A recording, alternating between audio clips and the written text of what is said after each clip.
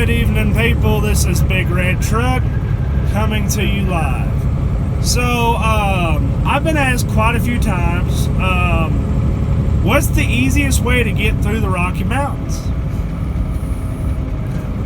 and still make time doing so? And I'm about to explain how. This ain't my first rodeo going through the Rockies. I've done this quite a few times, and I've kind of got a science to it. And I'm going to explain this beautiful science, even though y'all can barely see me driving. This is an overlaid video. Well, it ain't really overlaid, but you know, you get the point. I'm going to show y'all my trick to conquering the Rockies.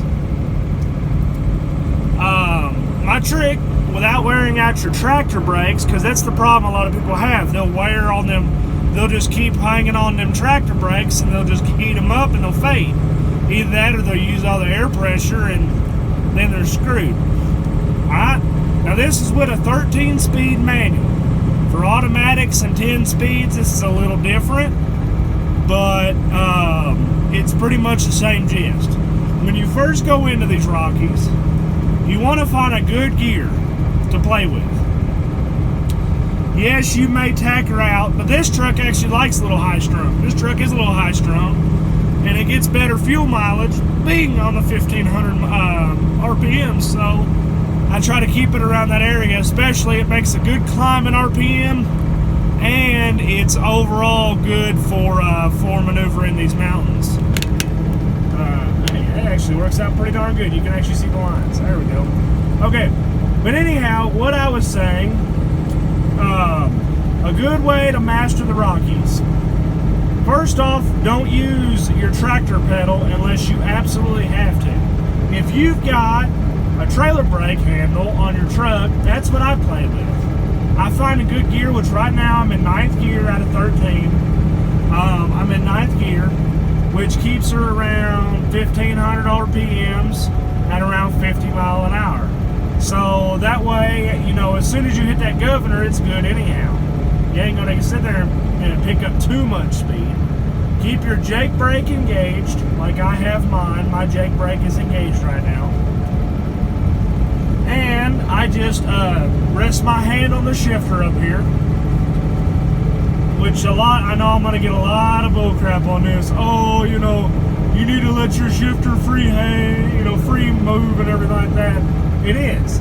Just my wrist is kind of resting on it because that's right where my trailer brake is at. Now, whenever I hit some of these really, really sketchy turns, I just give a little love tap to the trailer brakes.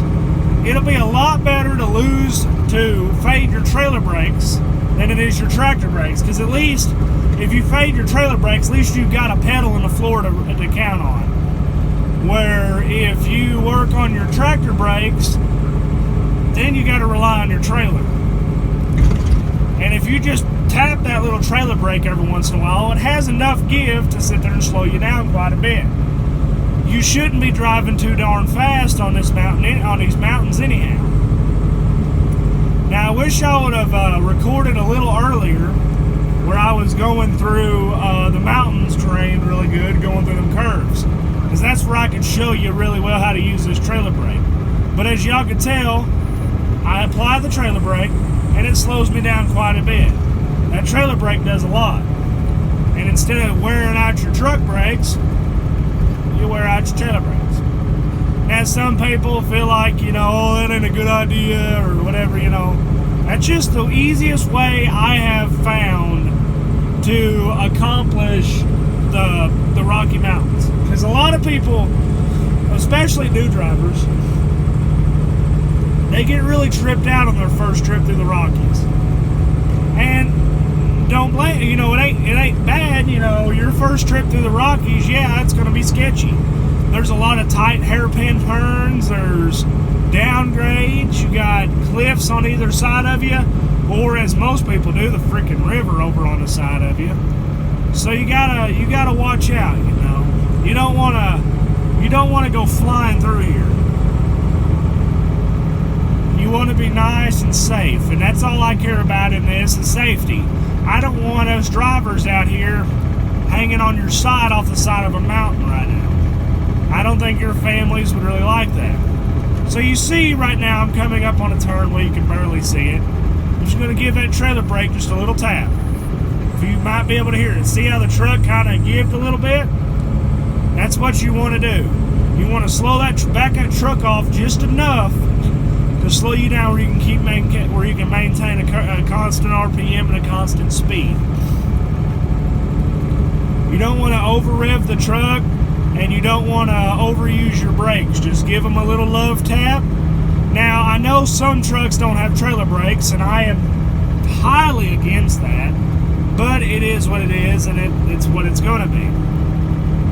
So, just to keep her a good reminder here, if you want to get slowed down pretty easy out here on the Colorado Rockies, just give that trailer brake just a little love tap.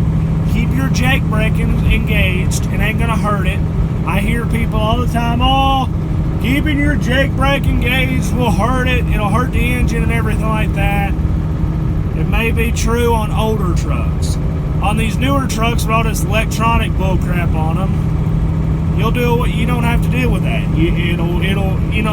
Jake brake just cooks your cylinders down. On these newer trucks, you can kind of get past that. But, that's just a nice little trick right here to bypass to get through the Rockies. Just tap that little Jake brake, or keep the Jake brake engaged and tap that little trailer brake every once in a while to keep good control.